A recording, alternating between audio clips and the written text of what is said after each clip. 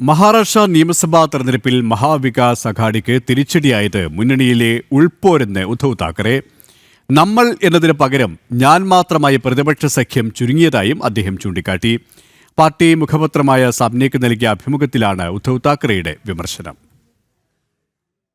മഹാരാഷ്ട്രയിൽ മഹാവികാസ് അഘാഡി സഖ്യത്തിലെ ആഭ്യന്തര കലഹമാണ് പ്രതിപക്ഷ പാർട്ടികളുടെ ദയനീയ പരാജയത്തിലേക്ക് നയിച്ചതെന്ന് സഖ്യത്തിന് നേതൃത്വം നൽകുന്ന ഉദ്ധവ് താക്കറെ തന്നെ തുറന്നു പറയുന്നു. കോൺഗ്രസും ശരത് പവാറിന്റെ നാഷണലിസ്റ്റ് കോൺഗ്രസ് പാർട്ടിയും സഖ്യത്തെക്കാൾ സ്വന്തം വിജയത്തിനായി മാത്രമാണ് പരിശ്രമിച്ചത്. നമ്മൾ എന്ന നയത്തിന് പകരം ഞാൻ മാത്രമായി പ്രതിപക്ഷ സഖ്യം ചുരുങ്ങിയതായും താക്കറെ തുറന്നു പറഞ്ഞു. സ്വന്തം നേട്ടത്തിനായി പരസ്പരം മത്സരിച്ച നടപടിയാണ് കഴിഞ്ഞ വർഷത്തെ നിയമസഭാ തെരഞ്ഞെടുപ്പിൽ സഖ്യത്തെ ദയനീയ പരാജയത്തിലേക്ക് നയിച്ചത്. സീറ്റുകൾക്കായി അവസാന ദിവസം വരെ പരസ്പരം പോരടിച്ചു.